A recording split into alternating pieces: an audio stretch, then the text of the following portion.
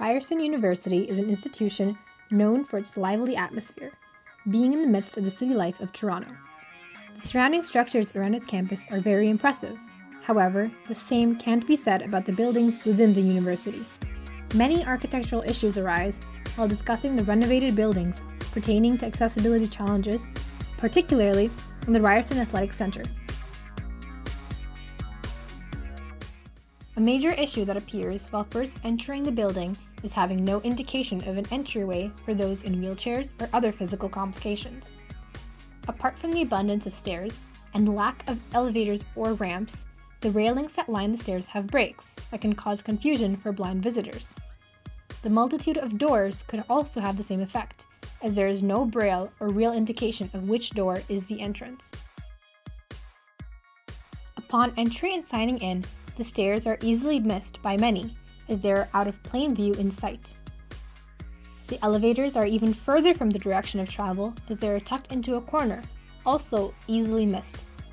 They are also only accessible by keys supplied by the office, meaning that they can only be used by one visitor at a time on any given floor.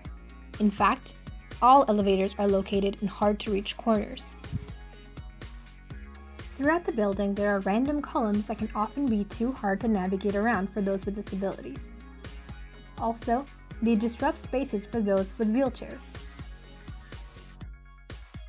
Other small points include no braille on most signs in the building, random ramps, cramped water fountains, lack of visible fire alarms for deaf visitors, hard to find automatic door opening fixtures, and hard to open doors, and doors that are not large enough in width to accommodate wheelchairs. In addition, there is absolutely no access to the running track. Another issue includes the use and proximity of the elevator. Only having one operating elevator in the building, people with disabilities would have to travel all the way from the south end of the structure to the north in order to exit or enter the rack. Another issue that arises is contacting an employee to service the elevator from the second floor, which has no office. These inconveniences make it almost impossible and dangerous for those with physical disabilities to navigate around the building, making the rack a place designed only for a fraction of the Ryerson community. Although there is not much one can do about many key problems pertaining to the building's foundation, the entry into the building can become much more accessible with some adjustments. The first one being to add an elevator to the north end of the building. As you can see here, the highlighted portion of this plan of the rack shows the main pathways and circulation on both floors. Thus, by removing a second door for the boys' locker room and adding an elevator here, we can maximize the accessibility of the spaces.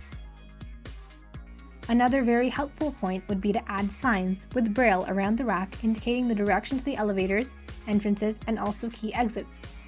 With these adjustments, Ryerson University can take a step to improve the rack and enrich its community by allowing those with disabilities to enjoy the same activities and have access to a healthier lifestyle as the rest of its students.